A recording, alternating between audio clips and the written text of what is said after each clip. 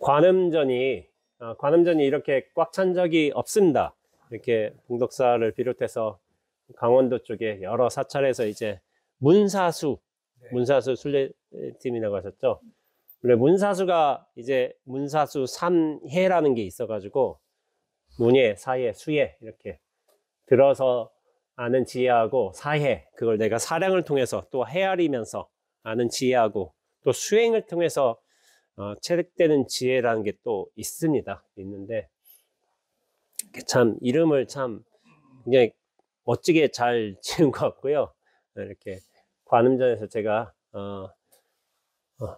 공덕사 주지 스님이신 해옥 스님께서 이렇게 법문을 소참을 요청해 주셔가지고 제가 간략하게나마 이제 법문을 좀 준비해 봤습니다.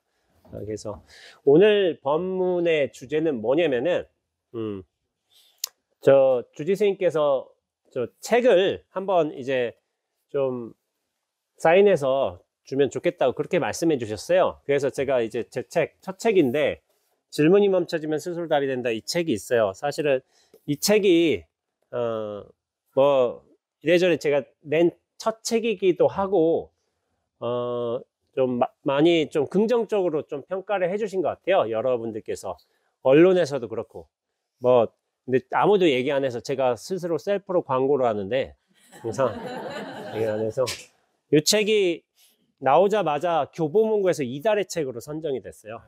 이달의 책으로 선정이 되고 중앙일보에서도 이달의 책으로 선정했습니다. 네. 제가 선언에서 지금 안거정진이란 걸 보통 하고 있어요. 안거정진이란 건 동안거 하안거 해가지고 스님들이 90일 정도 뭐 100일이라기도 하고 그렇게 정진을 하는데 저희 은사 스님께서 법자전자 해인사 방장 스님이셨거든요. 전 조계종 종종 스님이시고 저희 문중은 이제 그래서 참선 문중이라고 합니다. 참선 수행하는 문중이에요. 수행하는 문중에서 저희 사형님들 비롯해서 뭐 저희 저 사형님들 저의 어떤 사제 스님들도 다 이제 수행하시는 분들이 많으세요. 그래서 저도 이제 수행을 통해서 나도 깨달음을 얻고서 좀 자유로운 사람이 되어보고 싶다는 원력하에서 해인사 들어왔는데 저희 은사 스님하고 인연이 되더라고요. 원래 해인사는 그게 있습니다. 뭐가 있냐면은 다른 데 출가하면은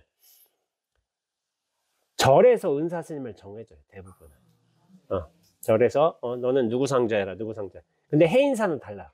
해인사는 행자가 은사를 정할 수 있어요. 이게 엄청난 거예요. 엄청난 건데 저는 이제 출가를 했죠. 출가를 했는데 뜻 하나가 있었어요. 무슨 뜻이 있었냐면은 나는 평생 수행만을 하신 분을 은사 스님으로 모시겠다는 뜻 하나 품고 갔어요. 해인사에. 그 원력 하나 품고 가서 그런지 몰라도 제가 나중에 방장실에 차출이 됐어요. 행자인데 방장실에 올라가라고 하더라고요. 저보고. 그러니까 저 행자 후원에서 행자 생활하다가 공양도 하다가 그렇게 하다가 기본은 익히고 방장실로 차출이 돼서 은사 스님한테 인사를 드렸어요. 인사를 드리고서 너는 왜 출가했냐 하니까 저 깨닫고 싶어서 출가했습니다. 깨닫고 자유로운 사람이 되고 싶습니다 하고서 그래서 그렇게 말씀드린 거예요. 그렇게 말씀드렸는데 저희 노장님께서 이제 그 굉장히 키가 작으시죠. 이제 해오 스님만 하세요. 어디 더 작으실지도 몰라요. 되게 작으신데, 예, 작으신데, 그런데 절구통수자로 굉장히 유명하세요. 한 번 앉으시면은 꼼짝없이 딱 그 자리에서 3-4시간 그냥 앉으셨다는 일화들이 있어요. 그리고 성철 스님께서도 이렇게 해인사 용맹정진하는 때가 있잖아요. 그럼 스님들이 용맹정진을 한단 말이에요. 그러면은 대부분 스님들 졸고 있으면 이렇게 쭈삐를 딱딱 경책하기도 하잖아요. 근데 저희 은사님은 또 눈이 작으세요. 눈이 작으셔서 이렇게 뜨고 있어서 성철 스님께서 지나시다가도 눈 떴나? 이렇게 가서 떴나? 그러고 보면은 우리 저희 은사님이 종지하시도 이렇게 하면은 떴네 하고서 그냥 지나. 그러니까 떴는지 안 떴는지 모를 정도로 좀 작으셨던 거예요. 그러니까 근데 꿈쩍도 않고 있어. 그러니까 자나 하고서 보면은 안 주무신단 말이에요. 이렇게 워낙 정진의 힘이 좋으셔가지고 그랬어요. 근데 이제 제 연사님 제가 행자하는 인연이 있다 보니까 자연스럽게 상자가 되는 인연이 됐어요. 상자가 됐고, 그러다 구족계를 받고 나서 저희 이제 시자 소임이라는 게 있어요. 저희 사형들이 한결같이 다들 도망가셨어요. 시자하다가 도망가셔가지고, 그래서 이제 대한불교 조계종 종정에다가 해인사 방장이나 되시는 큰 스님이신데 고정 상자가 없는 거예요. 이게 시자가 없는 거예요. 그래서 제가 시자로 들어갔죠. 근데 저도 이제 사실 행자 수첩에는 야반도주를 잘해야 진짜 수자다 뭐 이런 거를 적어놓고 다니고서 이렇게 했는데 제 성격상 제가 그걸 못하는 거예요. 그래서 저는 좋은 수자가 못 됐어요. 왜냐면 야반도주를 했어야 되는데 우리 사장들처럼 저희 사장들이 야반도주한 걸 제가 다 봤습니다. 야반도주하고서 하는 걸 봤는데 저희 사장님 어떤 사장 스님 한번 얘기를 간단하게 드려보자면은 야반도주하는 걸 제가 봤어요. 봐가지고 결국에 도망가셨죠. 시자 안 하고 또 이제 시자가 또 도망갔어. 그러니까 제가 사장님한테 전화를 했어요. 나중에 알고 보니까 이제 봉암사로 안거정진 가신다고 봉암사로 들어가신 거예요. 그러니까 당신 수행해야 되겠다고. 근데 이렇게 하다가 시자 3개월 안거가 끝난 다음에 다시 돌아오셨어요. 그래서 노장님한테 절하면서 무슨 말씀 하셨냐면은 스님 죄송합니다. 제가 스님 시봉을 잘해야 되는데 제 공부 욕심에 도망가 버렸습니다. 제가 공부한답시고 참여하겠습니다 하고서 인사를 드렸어요. 인사를 드리니까 노장님이 뭐라고 말씀하셨냐면은 야 네가 공부한다고 거기 갔는데 크게 잘못한 거 아니다. 지금부터 시자 열심히 해라 라고 이렇게 말씀해 주시더라고요. 굉장히 감격스럽잖아요. 감격스러운데 우리 사장님께서 시자를 열심히 하시다가 한 달 뒤에 또 걸망 싸셨어요. 야반도주를 또 하시더라고요. 예, 2번이죠. 그래서 저 사장님한테 제가 전화를 했어요. 전화해가지고 스님 재범은 용서가 안 돼요. 한 번에서 좀 그것도 잘못된 건데 2번이나 야반도주를 하신 거야. 당신 또 각화사대로 가시고 또 정진하는 도량으로 또 도망가셨어. 그런 것들을 많이 봤어요. 근데 이제 저는 개인적으로 뭐 노정님에 대한 신심, 뭐 공부, 시자의 자세 그런 거 둘째치고 제가 야반도주를 못 하겠는 거예요. 제 자존심이 걸린 거예요. 저는 하면 끝까지는 해야죠. 1년 동안 결국 끝까지 했어요. 했지만은 나중에 이제 저희 사장님들 비롯해서 어른 스님들이 은사스님이 너 좋아하시더라. 큰 스님이 너 3년 시자해라. 하신 거예요. 근데 이제 저는 알거든요. 절집에 살면 그 3년이 무엇을 의미하는지. 나중엔 종신까지 갑니다. 분명히 그렇게 가게 돼 있어요. 근데 이게 참 그런 게 저희 은사스님께서도 성철 스님 시봉을 하신 적이 있어요. 성철 스님과 같이 톡을 해서 지내시면서 국도 끓이시고 반찬도 하고 그러면서 칭찬하셨어요. 야, 내가 어디 가서 이런 걸 먹겠냐. 너 진짜 솜씨가 좋다 해가지고 굉장히 좀 신하는 제자였죠. 제자였고 그렇지만은 그렇게 하고서 저희 노장님은 끝까지 이제 성철 스님 그렇게 지키셨지만은 근데 결국에는 이제 어떤 공부의 결정적인 순간 자기 공부는 자기가 끝내야 됩니다. 큰 스님 옆에 있다고 공부가 되는 건 아니에요. 결국에는 저희 은사 스님도 성철 스님을 떠나서 당신 공부하시러 뭐 문경 대승사 묘조감도 가시고 여러 절에서 정진하시면서 나중에 점검도 받으시고 그렇게 하셨어요. 그게 맞아요. 그런데 저희 노장님께서 나중에 이제 2014년에 쓰러지셨어요. 이렇게 쓰러지셔가지고 돌아가시게 되었는데 사실은 그 전에 무슨 일이 있었냐면은 제가 2012년에 세계일주라는 이제 도망을 치게 됩니다. 공부에서 공부가 너무 안 돼가지고 좀 제가 해외 도피를 하게 됐어요. 2년 동안 2012년 9월부터 2014년 10월까지 도피를 했는데 제가 노장님한테 그런 말씀 드렸어요. 스님 저 세계일주 좀 다녀오겠습니다. 그러니까 노장님 어떠셨겠어요? 화가 나셨어요. 네.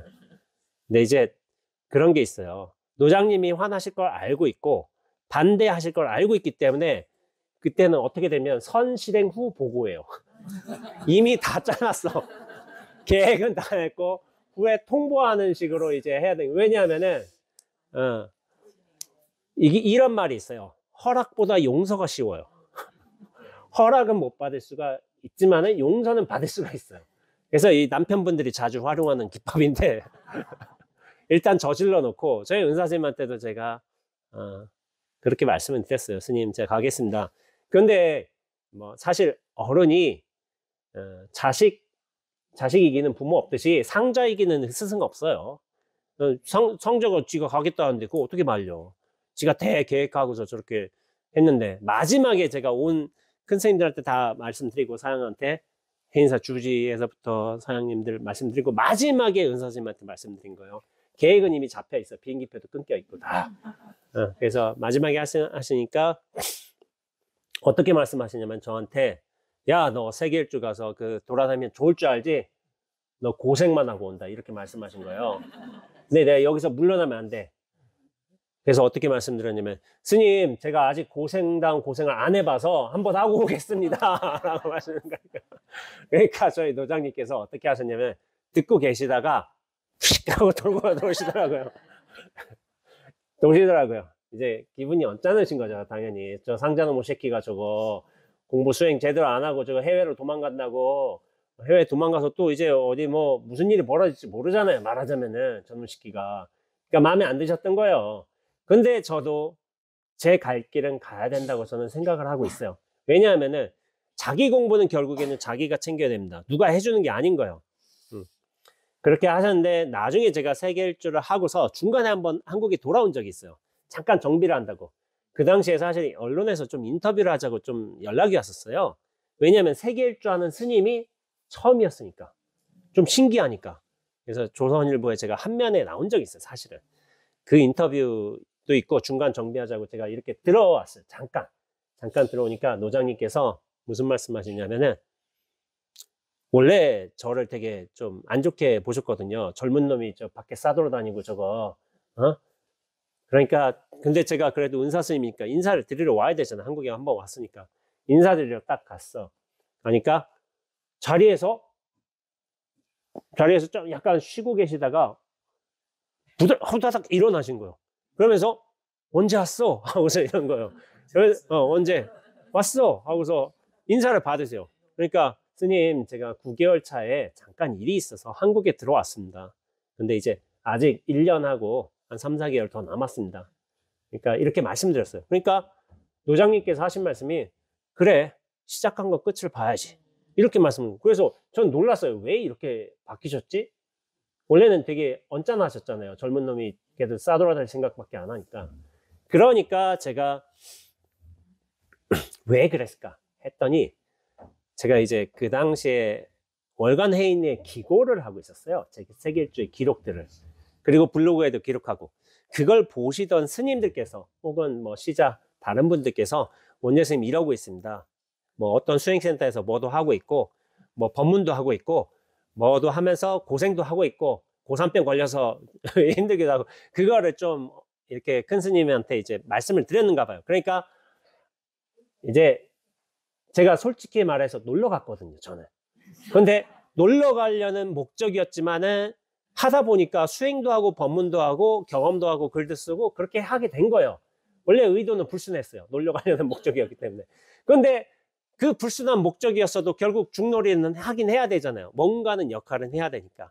그래서 그렇게 하다 보니까 결과적으로 제가 기록을 남기자는 어떤 목적이 있었어요. 내가 이 기록을 남긴다면은 누구한테는 분명히 이것이 도움이 될 것이다 라는 생각이 들었어요.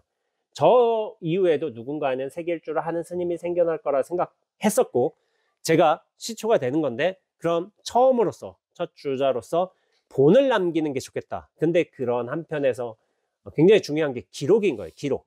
그래서 제가 기록을 남겼고 그 기록들이 좀 여러모로 좋은 평가를 받았던 거예요. 그래서 제가 여기에는 없지만은 다만 나로 살 뿐이라는 세계 일주 책을 2권짜리를 낸 적이 있습니다. 낸 적이 있는데 그 책이 또 이제 뭐 누가 또 자랑을 안 해주니까 한국 문화관광부에서 우수도서로 선정이 됐어요. 우수도서로 선정이 돼서 전국의 도서관에 보급이 되었습니다. 그러니까 저는 백이 없어요. 뭐 해달라고 할 백이 없어요. 이 산골에 그냥 조그만 토굴에 살고 있기 때문에 백이 없는데 지금까지 낸 책 3권이 모두 다 상을 받았어요.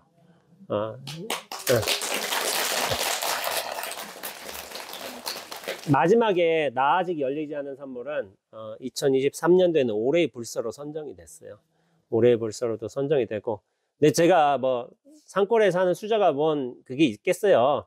근데 저 자존심이 있어서 그런 것도 못하고 누구한테 잘 봐달라는 소리도 못하고, 근데 그렇게 좋은 평가를 해주셔가지고 이렇게 됐지만은 저희 노장님께서 결국에는 제가 돌아와서 2014년 10월에 돌아왔는데 이제 인사드리니까 잘 돌아왔다고 이렇게 말씀하신 거예요. 근데 제가 세계 일주하고서 돌아오다 보니까 무슨 일이 있었냐면은 뉴욕쯤 가니까 돈이 많이 없더라고요.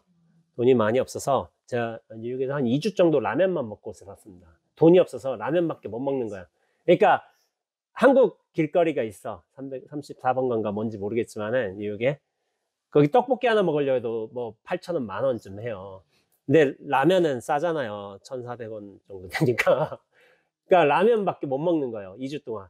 한국에 전화해서 어떤 스님한테 전화해서 스님 저기 100만 원만 보태주시면 안 돼요? 왜냐하면 돈이 너무 없다 보니까 그런 일이 벌어졌어요. 그래서 100만 원만 보내주시면 안 되냐고 그렇게 얘기를 하려다가 국제전화까지 했어. 근데 입이 안 떨어지더라고요. 그래서 그냥 라면 먹자.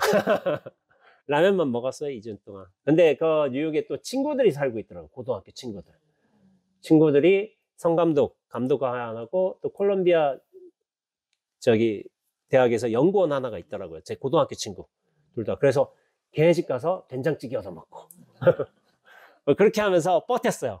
그래서 한국에 돌아왔죠. 제가 세계 일주 통해서 한국에 돌아오니까 얼마 남냐면은 4만 원? 통장에 진짜 4만 원 남았어요. 3, 4만 원 정도. 4만 원. 그러니까 김천 수도암 내려올 교통비 제외하고 그거 제외하고 4만 원. 그러니까 알거지가 돼서 돌아온 거잖아요. 근데 제가 그 사마귀라고 해야 되나? 그 발바닥에 사마귀가 좀 생겼어요. 1년 정도.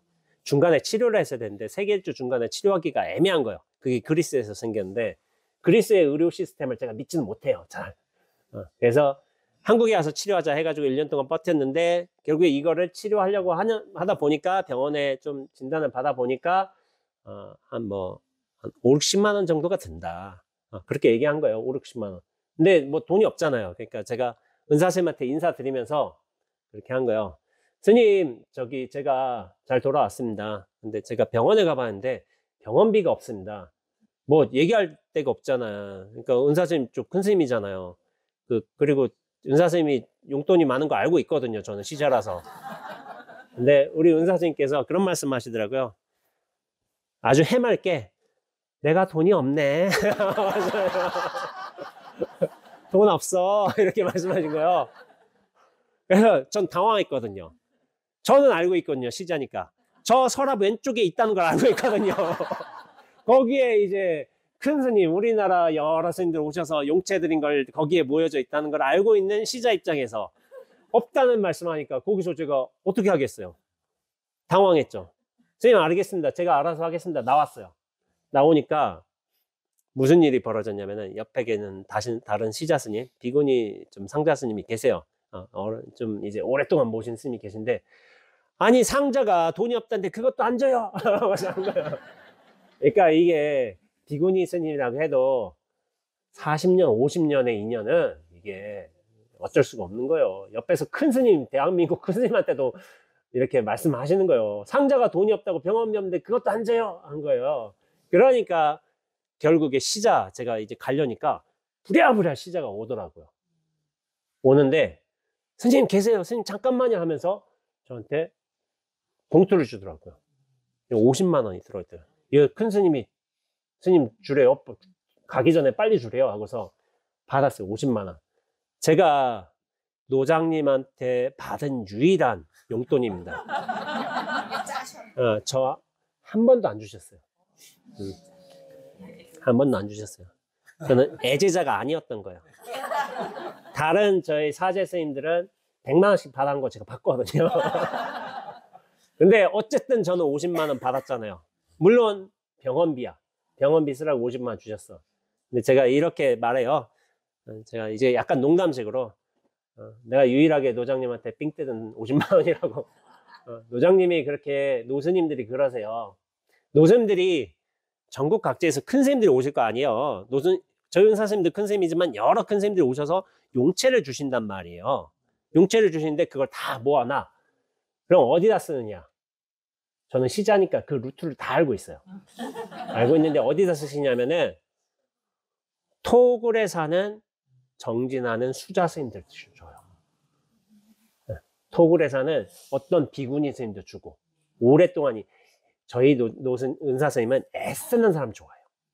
애쓰고 노력하고 그리고 굉장히 공부에만 관심 있는 그런 스님들 오시거든 500만 원씩 주세요. 야, 너 써라 이거 생활비로. 그렇게 쾌척하시는 거예요. 그러니까 저같이 이제 세길주 한들 싸돌아다닌다고 이런 어린 중놈한테 줄 돈이 없는 거예요. 근데 저는 결국에는 50만 원 받아냈어요. 이걸 평생 자랑거리를 삼고 있어요. 삼고 있는데 이 노장님께서 돌아가실 적에 무슨 일이 있으셨냐면은 저희 노장님께서 잠깐 이제 쓰러지셨어요. 연세가 많이 계시다 보니까 쓰러지셔서 뇌출혈이 좀 일어나셨는데 그런 일이 벌어졌는데 저는 이제 그 당시에 이제 들어와서 곧장 송광사 안거를 들어갔습니다. 안거를 들어갔는데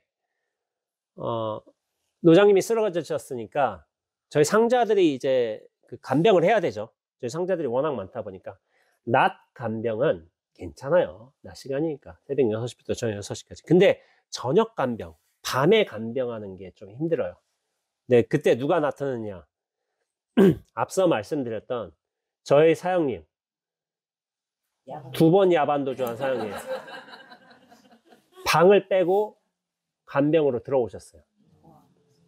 저녁 6시부터 새벽 6시까지 밤새도록 옆에서 앉아서 노장님 상태를 지켜보시면서 한 달 동안 이렇게 지켜보셨어요. 안거를 빼고. 저는 안거 들어가 있고. 근데 이제 저희 사장님이 마지막 노장님에 대한 죄송함과 또 은혜를 저런 식으로 갚는구나. 결국에는 임종을 같이 하셨어요. 노장님께서 입적을 하는 모습을 같이 보시면서 곁에서 이렇게 마지막까지 끝까지 보내드린 역할을 했습니다. 역할을 하면서 이렇게 마지막에 은혜를 갚았다는 생각을 해요. 그래서 저희 노장님이 이제 돌아가시고 나서 저희 성자들이 다 모여서 이제 이렇게 다 다비를 했죠. 다비를 하면서 저희 상자들이 다비를 했는데 사리가 44거가 나왔습니다. 44거를 저희들이 수습하고 상자들만 수습할 수 있어요. 제자 되시는 분들만. 근데 상자들 중에서도 아무래도 저희 이제 위에 사장님들 이렇게 계세요. 그래서 개인적으로 노장님을 모시고 있었지만은 사실은 제가 이제 눈물이 그렇게 많은 사람은 아닌 것 같아요. 제 생각에는. 근데 감정이 없는 건 아닌데, 근데 제가 일생 동안 제일 많이 울어본 게 노장님 돌아가셨을 적에. 그 송광사에서 안거정진하고 있는데 윤하 스님께서 스님, 은사 스님 돌아가셨대. 그래서 예, 알겠습니다. 원래 저는 그걸 예상하고 있었죠. 이제 아프시니까. 그래서 예상하고 있었지만은 그냥 덤덤하게 하고서 이제 짐 챙겨서 행사로 가야죠. 일상을 치르기 위해서, 이제 보내드리기 위해서. 그런데 덤덤하게 양치를 하고 있는데 그때 눈물이 쏟아진 거예요. 눈물이 쏟아졌는데 이게 안 멈추는 거예요. 저는 의식적으로 멈추고 싶었어요. 왜냐하면은 좀 쪽팔리잖아요. 계속 좀 그렇잖아요. 근데 이게 안 되는 거예요. 계속 우는 거야. 그런데 짐 싸면서도 울고 있어. 그러니까 스님들이 놀란 거야. 저 철면피 원제가 울고 있다. 제 피 팔아낼지도 모르는데 아주 냉정한 애인데 계속 울고 있으니까 스님들이 당황한 거예요. 왜냐면 저는 안 울 줄 알았거든요. 근데 눈물이 안 멈추는 거야. 근데 송광사 일주문 나갈 때도 눈물이 안 멈춰요. 안 멈춰가지고 근데 어디까지 안 멈추냐. 해인사 가는 버스 탈 때도 안 멈추고 해인사 도착해서도 안 멈추고 이게 뭐야 이게 도대체. 멈추고 싶은데 안 되는 거예요. 이게 마음대로 의식적으로. 그래서 결국에는 노장님 그 법구가 있는 이제 거기까지 와서 인사드리면서 상자니까 이제 바로 올 수 있죠. 인사드리면서도 눈물이 안 멈추더라고요. 그래서 제가 6시간 동안 울었나 그랬어요. 송광사에서 해인사 올 때까지. 제가 그렇게 운 적이 없어요. 대부분 정신 차리고 그렇게 하지만은 와, 내가 이렇게 울게 된 거는 도대체 노장님과 참 다분한 인연이 있겠죠. 다분한 인연이 있으니까 저 같은 사람도 막 6시간 동안 울고 그렇게 생각이 나고 그렇게 했던 것 같습니다. 근데 이제 저희 노장님 다 그렇게 보내드리고 나서 그런 게 있어요. 저희 노장님 유품을 정리할 거 아니에요. 유품을 정리하는데 제가 사실은 그때 상자 중에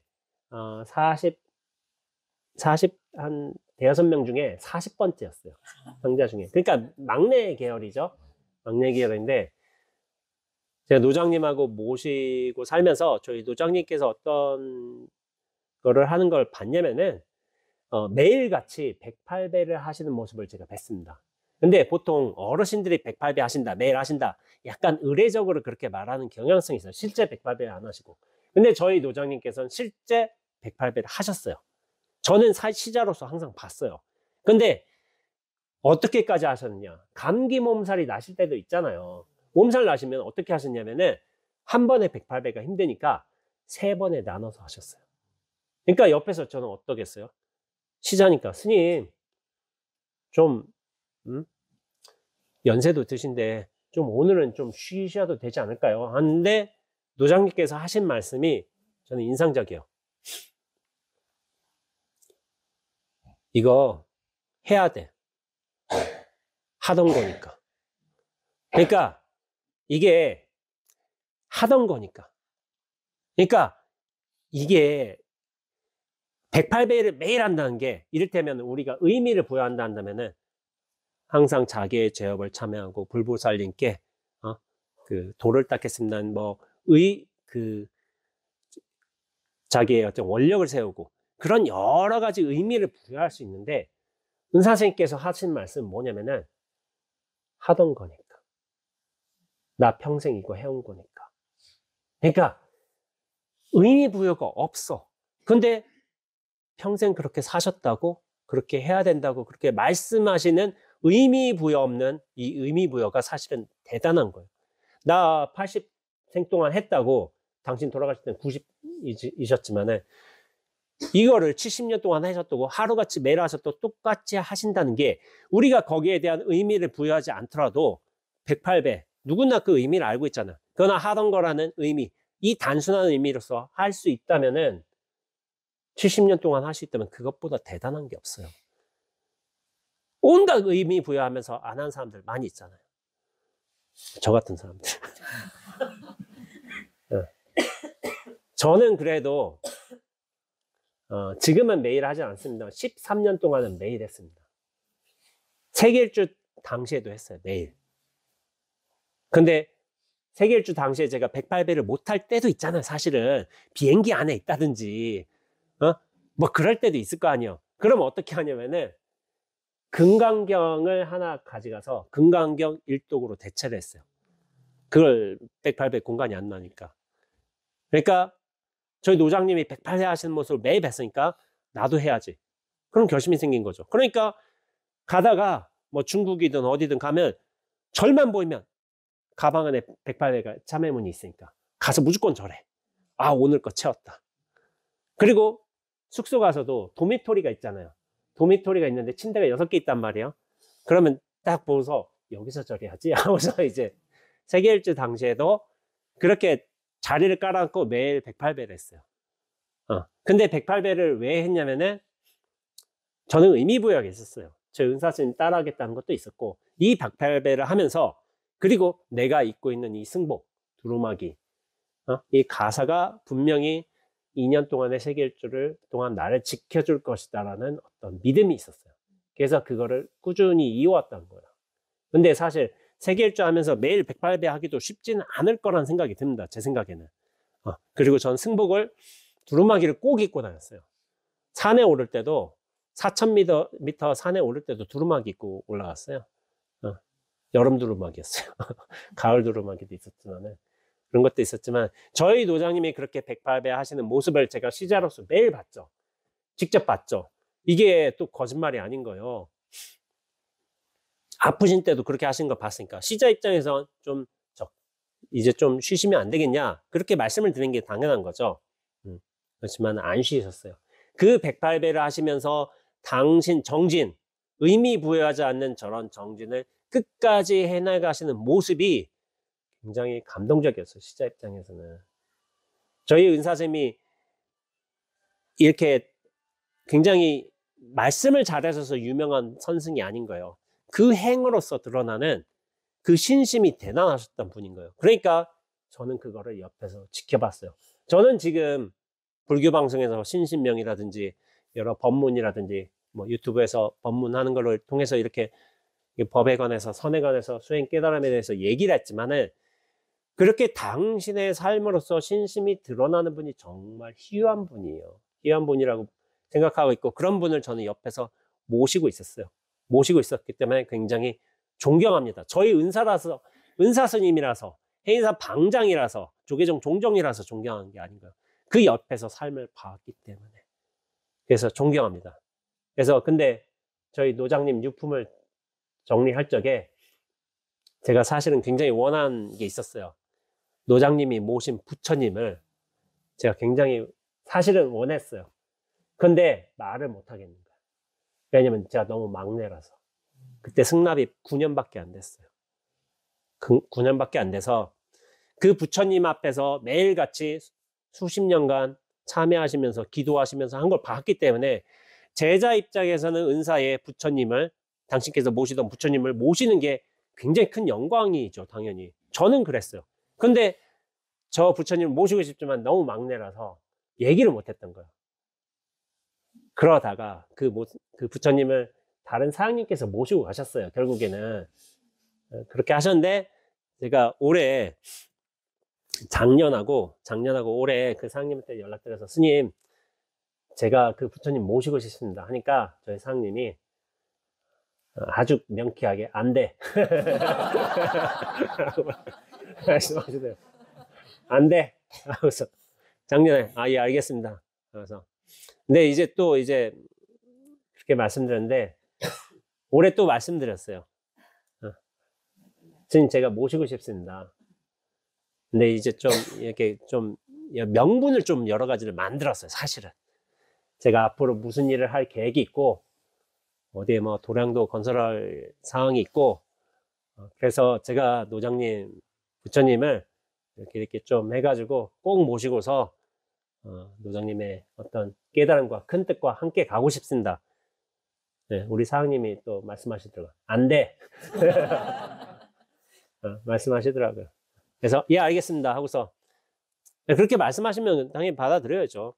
사제 입장에서. 그래서 결국에는 제가 포기를 했어요. 포기를 했는데 4시간 뒤에 사장님한테 문자가 옵니다. 스님 제가 잘못 생각했습니다. 스님이 모시고 가십시오. 그래서 저희 사장님께서 그렇게 문자를 주셨어요. 그래서 제가 지금 여기는 제 처소가 아니지만 제 처소에 이제 모시고 있습니다. 아마 이제 우리 노장님이 한 30년간 모신 부처님이세요. 큰 스님이 모신 부처님이기도 하고 저한테는 큰 스님께서 매일같이 저렇게 108배 당신의 수행을 이어오신 그거를 증명해 주시는 거대한 큰 의미로서의 부처님이신 거예요. 그러니까 저는 그 물건이라기 아니라 불상을 뭐 가지고 싶다 그런 욕망이 아니라 저희 노장님의 삶, 수행과 깨달음을 증명해 주시는 그 부처님이시기 때문에 제자 입장에서 그 덕을, 그 법을 잊고 싶은 욕심이 날 수도 있잖아요. 이 법에 대한 욕심은 긍정적인 욕심이에요. 좋은 욕심이에요. 수행과 깨달음에 대한 수자로서. 그래서 제가 이제 모시고 있지만은 모시고 왔어요. 모시고 와가지고 아무래도 이제 이 부처님은 제가 죽을 때까지는 저와 함께 가신다. 다른 분한테 안 드리고요. 당연히 안 드리는 부처님 됐고요. 제가 끝까지 모시고 제가 뭐 죽을 때는 죽기 전에는 또 다른 분한테 또 이렇게 모시고 갈 수도 있겠지만은 결국엔 그런 원력이 있어요. 저희 은사스님과 저희 은사스님에 대한 제가 좀 말씀을 드렸어요. 여러분들께서도 사실은 오늘 법문을 준비했는데 말하다 보니까 이 얘기가 나온 거예요. 소참을 이렇게 끝내야 되겠네. 저희 은사스님이 이렇게 노스님이신데도 구순이 된 나이 동안 그렇게 매일같이 똑같은 정진을 한결같이 그렇게 하신 마음이 저는 이런저런 의미를 부여하지 않더라도 삶으로서 저렇게 명징하게 드러난 거대한 신심이란 것, 그것이 깨달은 수행자의 삶이란 것 옆에서 봐온 입장에서 이런 이유 저런 이유 들어가면서 우리가 어떤 좋은 일을 하기도 하지만은 또 핑계거리 찾고서 빠져나가기도 해요. 근데 저희 노장님의 그런 삶을 보면서 이유 없어요. 그냥 하는 거예요. 이유는 나중에 매겨져도 됩니다. 그러나 그것을 꾸준하게 옆에서 지켜보는 내가 그런 신행으로서의 삶을 살아갈 수 있다면은 노장님 뿐만이겠어요.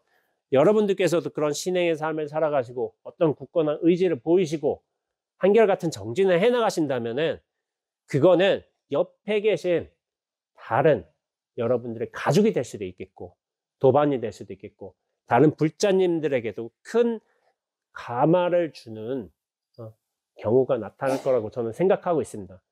결국 자신의 한결같은 신심을 유지한다는 게 스스로도 자기의 정진을 복돋게 되지만은 남들도 감화시키고 감동시키면서 부처님에 대한 믿음을 그렇게 갖게 해주는 계기를 만들어주게 한다는 걸 이렇게 말씀드리면서 이렇게 한결같은 신심, 꾸준한 정진 이어가셨으면 좋겠다는 말씀을 마지막으로 소참 법문 마치겠습니다.